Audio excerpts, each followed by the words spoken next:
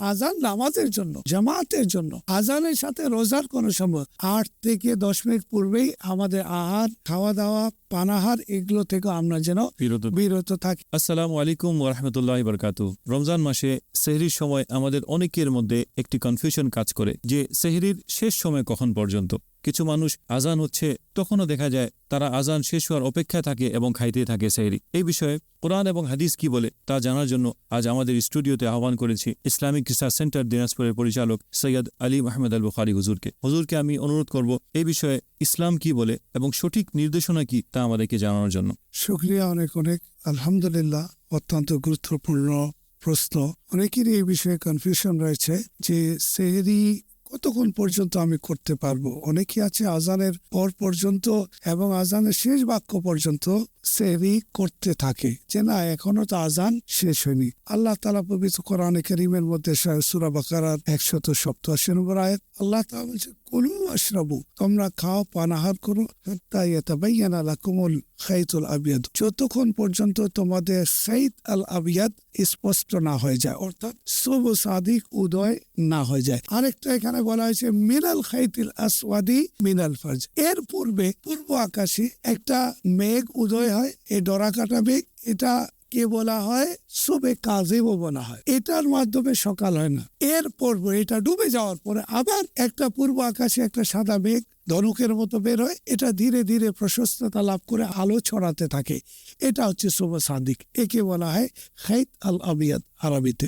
আল্লাহ তাআলা আমাদেরকে শিক্ষা দিয়েছেন খাইত আল আবিয়াদ উদয় হওয়ার আগ পর্যন্ত আমরা যেন পানাহার এবং খাওয়া দাওয়া এটা আমাদের জারি থাকি, এরপরে না। রোজার সন্ধ্যার মধ্যে রোজা কাকে বলে? প্রত্যেকটি কিতাব ডিকশনারি এই বিষয়ে একমত। ইমতেনা ও তাম্মি আনিল মুফাত্তারাতি মিনাত তুলুইল ফাজরি সানি হাত্তা গুরুবিশ শামস, অর্থাৎ শুভ সাদিক উদয় হওয়া থেকে নিয়ে সূর্যাস্ত পর্যন্ত বিশেষ কিছু কর্ম থেকে বিরত থাকার নামই হচ্ছে রোজা। সমস্ত কিতাব এই বিষয়ে একমত। এ প্রসঙ্গে বুখারী শরীফের একটা প্রসিদ্ধ হাদিস যেটা 1921 নম্বর এবং একই হাদিস মুসলিম শরীফের মধ্যে এসেছে 1097 নম্বর হাদিস। হযরত আনাস রাদিয়াল্লাহু তাআলা বলেন, তাসাহারনা মা রাসূলিল্লাহ সাল্লাল্লাহু আলাইহি ওয়াসাল্লাম, আমরা নবী পাক সাল্লাল্লাহু তাআলা সাল্লামের সাথে সেহরি করলাম। সুম্মা কুমনা ইলা সালাত, সেহরি করার পর আমরা ফজরের নামাজ আদায় করার জন্য প্রস্তুতি নিলাম বা নামাজের জন্য আমরা দাঁড়ালাম। বলতো রাবি বলতে চাই, আমি জিজ্ঞাসা করলাম কাম কানা কাদরু মা বাইনাহুমা, হে আনাস রাদিয়াল্লাহু তাআলা আনহু, আপনারা যে নবীজির সাথে সেহরি করলেন এরপর নামাজ আদায় করলেন, তো এই দুটার মাঝে কতক্ষণ ব্যবধান ছিল, কতটুকু ব্যবধান ছিল? তখন আনাস রাদিয়াল্লাহু তাআলা আনহু কি বলেন? কাল 50 আয়া, 50টি আয়াত তেলাওয়াতে যতটুকু সময় লাগে আমাদের সেহরি থেকে আমাদের নামাজের দূরত্ব ব্যবধান এতটুকু ছিল। উলামা ইকরাম এই হাদিসকে সামনে রেখে তারা মাসআলা বের করেছেন 50টি আয়াত অর্থাৎ 20 থেকে 25 মিনিট, অর্থাৎ লাস্ট তারা আহার করলেন, সেহরি করলেন, তার 20-25 মিনিট পরে তারা ফজরের নামাজ আদায় করলেন। এজন্য শুভ সাদিক উদয় হওয়ার পর থেকেই ফজর প্রবেশ করে। আচ্ছা, এবার আম মানুষের জন্য সহজে যদি বোঝানো যায় যে যখন আজান হচ্ছে তখন খাওয়া যাবে না, যদি না যায় তো কতক্ষণ আগে, একটু আপনি একটা অ্যাপ্রক্সিমেট টাইম হিসেবে, এখন আমরা সব ঘড়িতে বলি, আমি বলবো সহজ ভাষায় মানুষ বোঝানো যায়। সহজ ভাষায় আমি বলতে চাই, আজানের সাথে রোজার কোনো সম্পর্ক নেই। রমজান মাস ব্যতীত আজান হয় ফজরের, আজান নামাজের জন্য, জামাতের জন্য। রোজার বিধান হচ্ছে শুভ সাদিক উদয় হওয়ার আগ থেকে। মুয়াজ্জিন যদি আজান নাও দে, ও ঘুমন্ত থাকলো, ভুলে গেল, তাহলে কি আমরা যখন আজান দিবে ততক্ষণ পর খেতে থাকবো? আজানের সাথে রোজার সম্পর্ক নেই।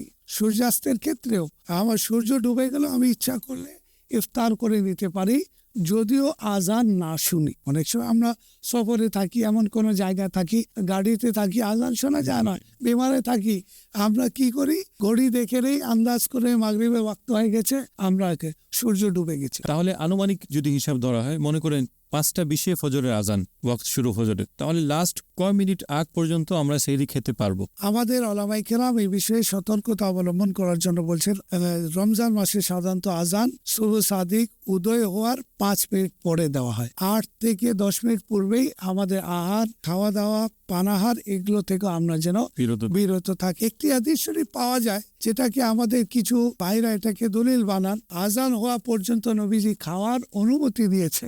এই হাদিসটা প্রসিদ্ধ আছে, তবে শুনে রাখুন এই হাদিসটা ব্যাখ্যা আছে যে নবীজি বলছেন তোমরা বেলালের আজান পর্যন্ত আহার করবে। রমজান মাসে দুটি আজান হতো, তো একটি আজান হতো সাহাবায়ে কেরামকে, মদিনাবাসীকে জাগ্রত করার জন্য, ঘুম থেকে তারা যেন সেহরি গ্রহণ করেন। আরেকটি আজান যেটা ফজরের আজান, এই জন্য নবী পাক সাল্লাল্লাহু আলাইহি ওয়াসাল্লাম বললেন তোমরা আজান পর্যন্ত আহার করো। অর্থাৎ প্রথম আজান যেটা দেওয়া হচ্ছে বরাবর শেষে ওয়াক্ত শেষ হওয়ার পর যেটা ফজরের আজান, এই আজানের প্রসঙ্গে নবীজি বলে। তো আপনি হাদিসের ব্যাখ্যা দেখে নেন, বিস্তারিত ওলামায়ে কেরাম হাদিস বিশারদগণ কি সমাধান দিয়েছেন দেখে নেন, তাহলে বুঝতে পারবেন। রোজা শুভ সাদিক উদয় হওয়ার আগ থেকেই আমাদেরকে রাখতে হবে, এটাই রোজার ডেফিনেশন। অত্যন্ত সুন্দরভাবে বুঝিয়ে দেওয়ার জন্য আমি হযরতকে অন্তরের অন্তঃস্থল থেকে মোবারকবাদ জানাচ্ছি, ধন্যবাদ জানাচ্ছি। এবং আসুন আমরা 13 ঘন্টা রোজা রাখি, এই 2-4 মিনিটের জন্য যেন আমাদের এই 13 ঘন্টার পানাহার থেকে বেঁচে থাকা যেন নষ্ট না হয়। আল্লাহ তাআলা আমাদেরকে সঠিক সময়ে সেহরি শেষ করা তৌফিক দান করুন এবং এই রমজান মাসের সমস্ত আমলগুলোকে করা তৌফিক দান করুন। আমিন। আসসালামু আলাইকুম ওয়া রাহমাতুল্লাহি ওয়া বারাকাতুহু।